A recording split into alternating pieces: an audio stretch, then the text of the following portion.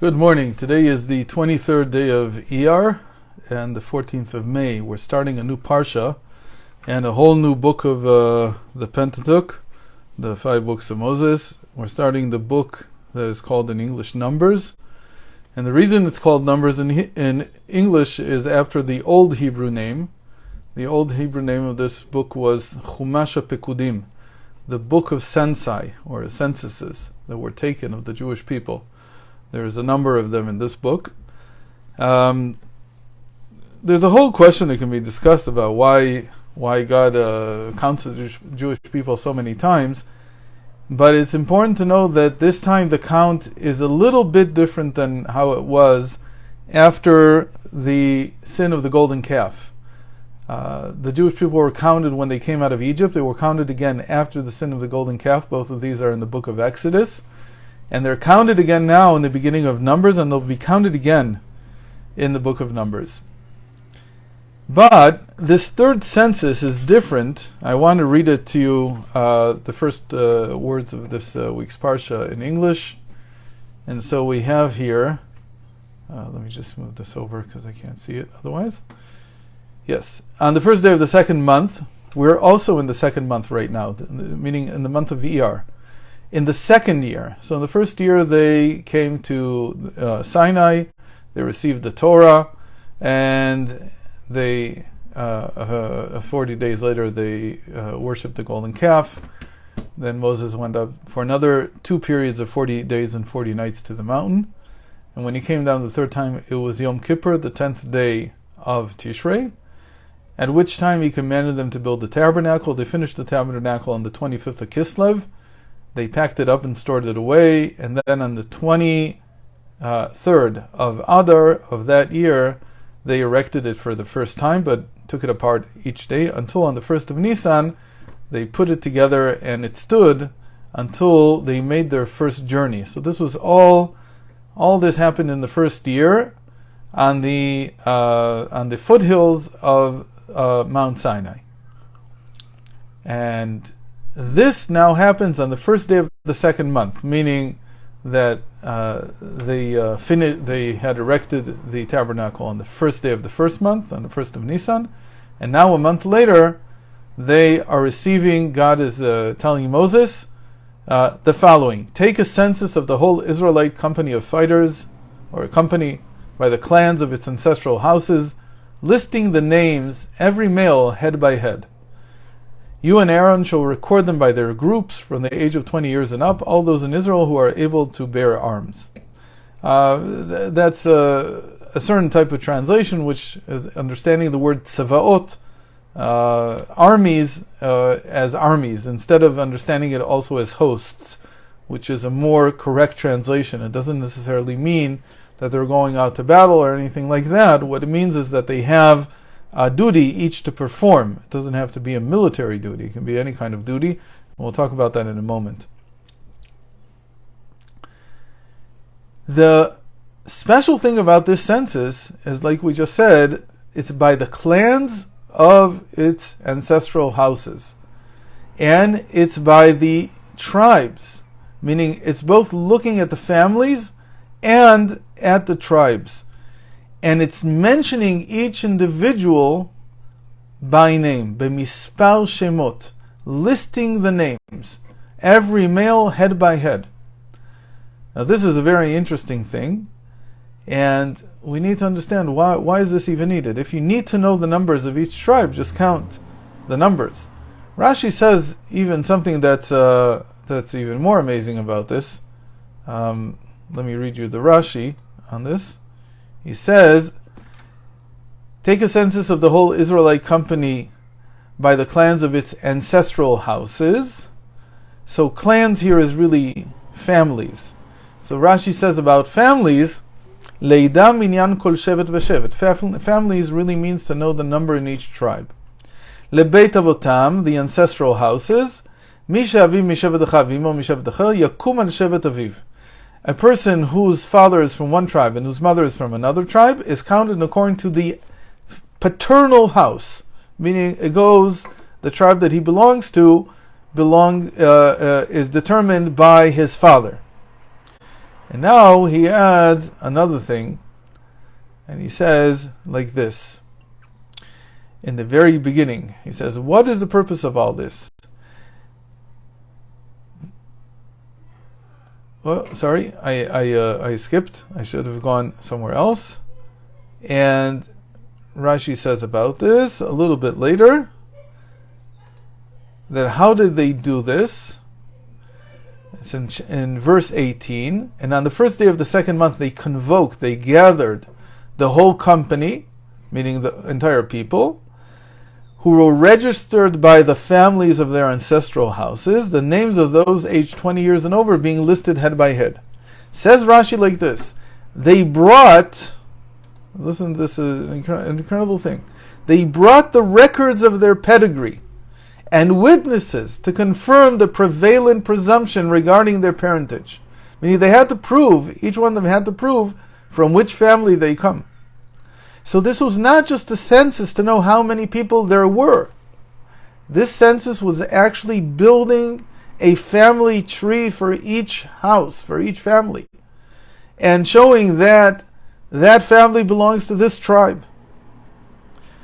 So that each, says Rashi, might establish his pedigree with regard to the particular tribe that they belong to.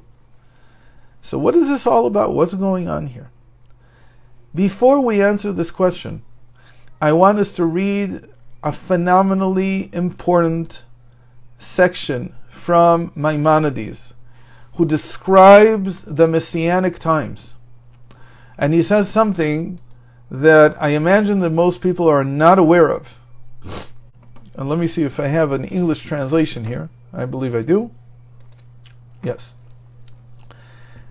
We're looking at the Laws of Kings, chapter 12, third halacha. This is almost towards the end of his entire book of laws. Maimonides writes, during the era of the Messianic king, once his kingdom has been established, and all of Israel has gathered around him, the entire nation's line of descent will be established on the basis of his words and the prophetic spirit which will rest upon him. As Malachi 3:3 states, he shall sit as a refiner and purifier. He will purify the lineage of the Levites first, stating he is a priest of defined lineage, he is a Levite of defined lineage. Those whose lineage will not be recognized will be lowered to the status of Israelites. This is implied by Ezra 2:63. The governor said to them they should not eat of the most holy things until a priest arises who will wear the Urim and Tumim, meaning the breastplate. From this verse you can infer that the prophetic spirit will be used to define and notify the pedigree of lineage. This is what Maimonides writes about what happens when the Messiah has established his kingdom. How does he establish his kingdom? We may have talked about this in the past, but the simple answer is, it is after he has built the temple in Jerusalem. Notice the parallel to Moses now having gathered all the Jews around him and having built a tabernacle. And the next thing he needs to do after that is exactly what the Messiah will do after he's built his temple in Jerusalem. He will establish the lineage of the people. Meaning, like we just said, they have to bring their pedigree. They have to prove that they belong to this or that tribe. Continues Maimonides, when he defines the lineage, the pedigree of the Israelites, he will make known their tribal lineage alone. He will only say to which tribe they belong, stating, he is from this tribe and he is from another tribe. He will not, by contrast, state concerning a person who is presumed to be of unblemished lineage, meaning someone who we know is a Jew, he is illegitimate or he is of slave lineage. For the law is, once a family has become intermingled with the entire Jewish people, they remain intermingled. What he means to say is that even a family that had some doubt concerning its propriety, their actions, and that they may have children out of marriage, which are called mamzerim, and they can't become part of the community and so on. Nonetheless, the Messiah does not come to state whether that family is blemished or not. just to say to which tribe it belongs. Of course, again, if they are Jewish by their lineage. What is going on here? Why do you need to know this? What is it good for? In fact, the question can be asked even more so on the Messianic times. Why does the Messiah need to know the lineage of each person? What is that for? You could just, if you want to know how many people you have, because you have to plan your economy. You have to, like every modern country has a census. We don't really care what your family tree looks like. What's going on here? The answer is the same in both cases. Both in the case of the Messiah doing this, and in the case of Moses, who was, in a certain sense, the first king of Israel. He is even described as a king in the book of Deuteronomy. When it's a verse that we read at the very end of Deuteronomy, referring to Moses as king. He does this act of counting and establishing the lineage, because the book of Numbers, the first part of it, as we'll see, until the middle of the third parsha, is setting up the direction of now moving to the land of Israel. Moving to the land of Israel in the Torah is like what we understand to be moving to the world to come, moving to the new reality in this world in our times. So let me make this parallel very clear. In the times when they came out of Egypt, there was a gap between the time when they left Egypt and when they eventually entered the land of Israel. Moses took them. It was meant to be an 11-day journey from Mount Sinai to the land of Israel.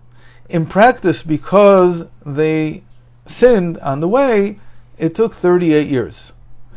But that was a punishment. The time of the journey was quite quick. It was just 11 days to move the entire camp into the land of Israel, meaning that they were leaving what they knew as this world, Egypt, and entering into the world to come, what they called the world to come, which was the land of Israel.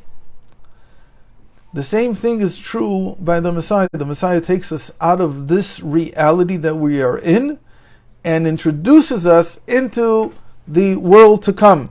The world to come is not somewhere else. It's not on a different planet. It's here. Everything is here. This is one of the big principles of Judaism, that we need to rectify this world because there is no other world.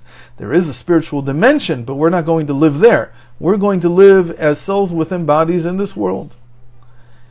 And when you begin to move in that direction, you have to be ordered in the sense that every person understands their value.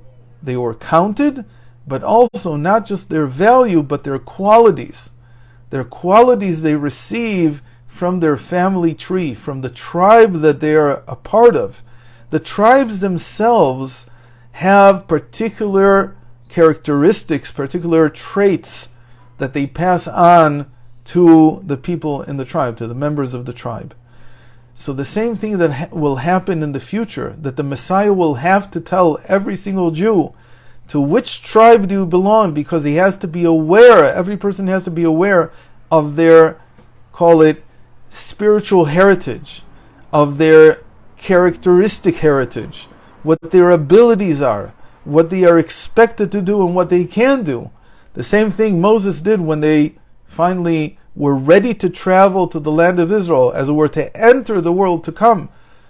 He had to reveal to each person, every person had to know certainly to what type of work, what type of essence they belonged. And so this census was not just about knowing the numbers, but most importantly, knowing to which tribe and what family tree each individual was connected to. Because knowing this is what gives you, let's say, the understanding of what your true potential is. You have to know these things. You have to know to what you belong. You have to understand who you are in order to understand what you could contribute when you finally arrive in the world to come. So whenever this transition occurs between this world, or one world, and the world to come, and another world, when they came out of Egypt and were now moving to the land of Israel. So we'll see that this is what the first 2.5 parashot in Numbers are about, the preparation to move towards the land of Israel. Then we'll see it in the middle of Be'alotcha, the third parsha. We'll see the actual movement. They began to move. In the same way, the Messiah, once he has built the tabernacle, in his case the temple in Jerusalem, he takes all the people and he explains and he describes, he reveals their lineage to them so that each one will know what his special abilities are now that they are moving into the world to come. I hope to see everyone tomorrow.